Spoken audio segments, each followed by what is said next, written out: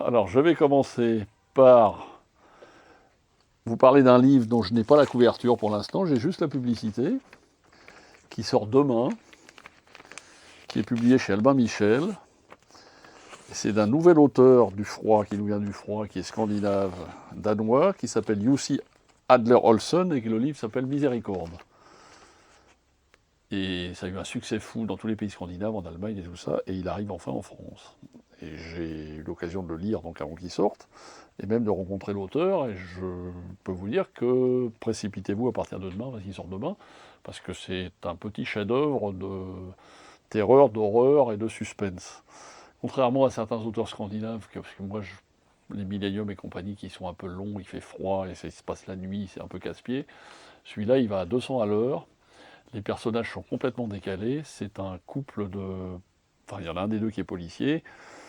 il doit mener une enquête parce que ses deux coéquipiers, il y en a un qui est mort et l'autre qui est paralysé parce qu'ils se sont fait attaquer,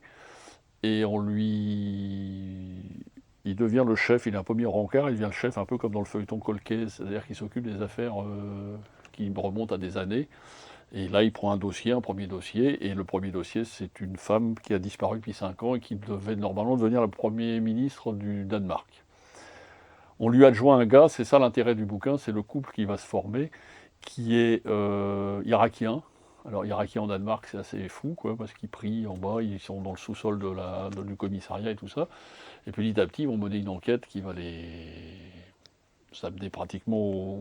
au bout de l'horreur, parce que bon, c'est une personne, en fait, elle n'est pas morte, parce qu'elle était disparue, ils pensaient qu'elle était morte et tout ça, elle n'est pas morte, elle est séquestrée et tout ça. Pourquoi, je vous raconte pas, parce que c'est pas la peine, ce serait dommage. L'avantage, c'est que ça va très vite, il n'y a pas de description, tout ça, c'est pas chiant du tout, c'est bien, c'est un peu angoissant, un peu terrifiant, mais ça se termine pas trop bien, mais pas trop mal, mais pas trop bien non plus.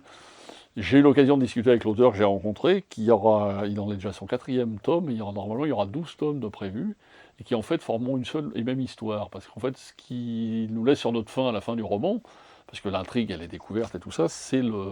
d'où est-ce que vient son coéquipier irakien qui débarque comme ça, qu'est-ce qui s'est passé et tout ça, et ça je pense qu'on aura je le sais qu'on aura des réponses dans les tomes d'après, et c'est ce qui fait vraiment le sel de ce bouquin, qui n'a rien du tout de danois, qui est vraiment super bien. Et je vous conseille de vous précipiter à partir de demain parce qu'il sort chez Albin Michel.